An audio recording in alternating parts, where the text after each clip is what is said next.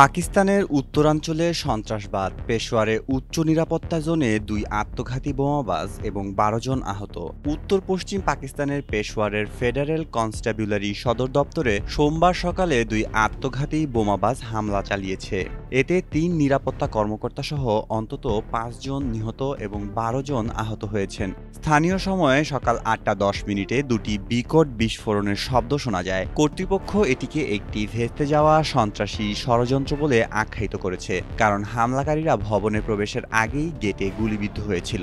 প্রধানমন্ত্রী শাহবাজ শরীফ দ্রুততম সময়ে হামলাকারীদের চিহ্নিত করে বিচারের আওতায় আনার নির্দেশ দিয়েছেন। পেশোয়ার আফগানিস্তানের সীমান্তের কাছে অবস্থিত খাইবার পাখতুনখোয়া প্রদেশে অবস্থিত, যা দীর্ঘদিন ধরে তেহরিকি তালেবান, পাকিস্তানি টিটিপি সহ অন্যান্য জঙ্গি গোষ্ঠীর আক্রমণের কেন্দ্রবিন্দু। তবে এই হামলার দায় এখনো কোনো গোষ্ঠী স্বীকার করেনি। মেহেদী মাসুদ, জনকণ্ঠ।